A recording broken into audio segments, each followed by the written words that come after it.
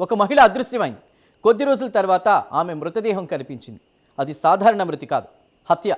నారాయణపేట జిల్లా జాదరావుపల్లి గ్రామానికి చెందినటువంటి ఒక శాంతం అనేటువంటి హత్య కేసు కొన్ని రోజుల పాటు ఎన్నో ప్రశ్నలు మిగిల్చింది. కానీ ఇప్పుడు ఆ ప్రశ్నలకు సమాధానం దొరికిందని పోలీసులు చెప్తున్నారు.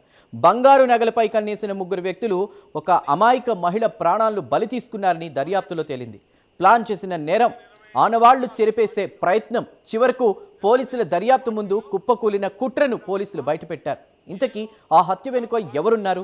ఎలాంటి ఆనవాళ్లు లేకుండా ప్లాన్ చేసిన నిందితులు ఎలా పోలీసుల వలలో చిక్కారు? Let's watch.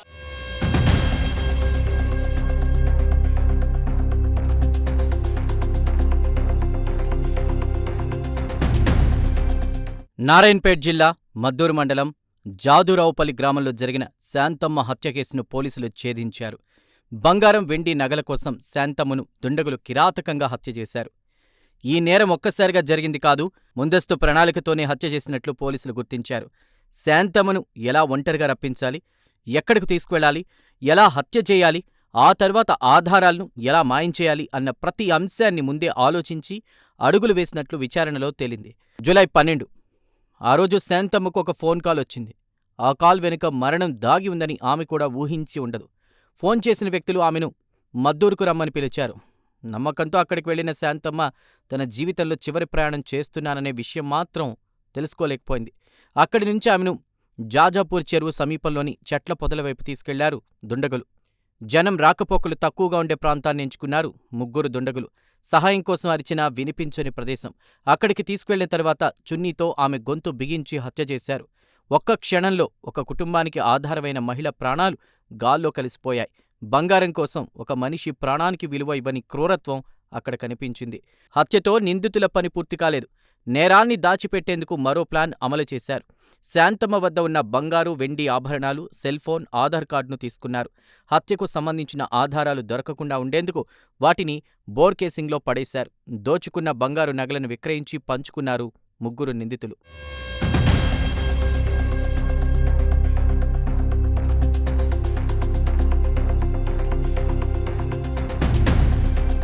జూలై 14న కేసు నమోదు చేసిన పోలీసులు ఒక్కో ఆధారాన్ని జాగ్రత్తగా సేకరించడం ప్రారంభించారు.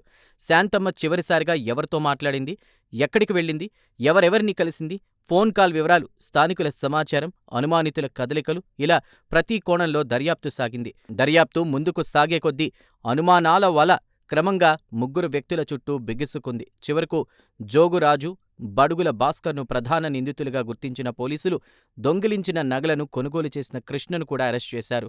ముగ్గురిని అదుపులోకి తీసుకుని విచారించగా కేసులో కీలక విషయాలు వెలుగులోకొచ్చాయి.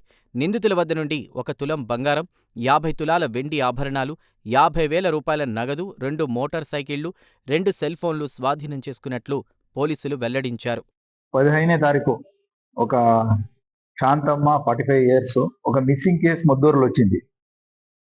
మిస్సింగ్ వచ్చినాక దానిపైన మనం ఇన్వెస్టిగేషన్ చేశాము, మిస్సింగ్ ఉమెన్. అది చేసినాక మనకు తెలిసింది ఏదంటే ఆమెతో పాటు ఒక ఇద్దరు చాలా ప్లేసెస్లో తిరిగినట్టు మనకు సమాచారం వచ్చింది.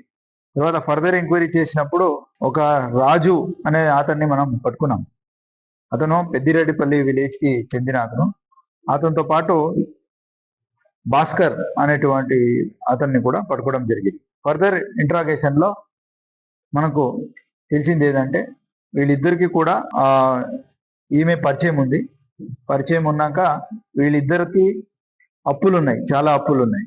వీళ్ళు ఈ అప్పుల్ని ఎట్లా తీర్చుకోవడం అని ఆలోచించగా వీళ్ళని ఈ శాంతమ్మ వాళ్ళని ఒక ఐసోలేటెడ్ ప్లేస్కి తీసుకెళ్ళి అక్కడ స్కార్ఫ్ తో మర్డర్ చేసి ఆమె మెడ మీద ఉన్న ఒక 50 తులా గోల్డ్ ఏం దొరికినాయి, 50 తులా సిల్వర్ ఏం దొరికిందో ఆ సిల్వర్ ని నారాయణపేటలో ఉన్న జాజాపూర్లో ఉన్న ఒక గోల్డ్ షాప్ కి అమ్మేసి అక్కడ డబ్బులు తీసుకొని దాన్ని వాడుకున్నాం. ఆ చెరువు కాడ మనం వాళ్ళు వెళ్ళి వెతికితే ఆ బాడీ కూడా రికవర్ అయింది. దాన్ని పిఎంఈ కూడా తరలింపు చేశాము. అక్కడ రిపోర్ట్ కూడా స్ట్రాంగులేషన్ ఒపీనియన్ వచ్చేసి స్ట్రాంగులేషన్ అని వచ్చింది, cause of death.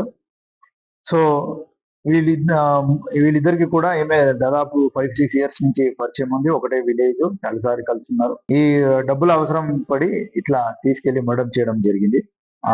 But women safety పరంగా, అలాగే ఈ recovery from receiving from jewellery పరంగా కూడా ఈ ఒక అడ్వైజరీ అని ప్రతి ఒక్కరికి తరలించారు.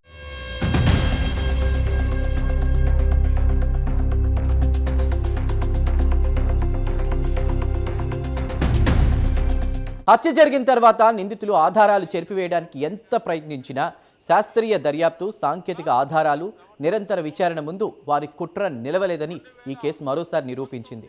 శాంతమ్మ ఇక తిరిగి రారు. ఆమె కుటుంబం కోల్పోయిన మనిషిని ఎవరూ తిరిగి తీసుకురాలేరు. కానీ ఆమె హత్య వెనుక ఉన్నవారిని చట్టం ముందు నిలబెట్టడం న్యాయ వ్యవస్థ బాధ్యత.